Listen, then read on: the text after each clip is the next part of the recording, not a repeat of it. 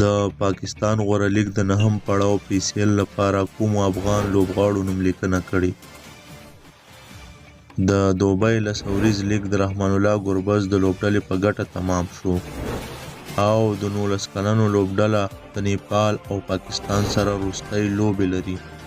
سلام، وخت مو په خیر. د دې مهال سپورت خبرونو ته ښه راغلاست. ویډیو در سره لایک او شیر کړئ او د نورو معلوماتو لپاره مو ملتیا وکړئ.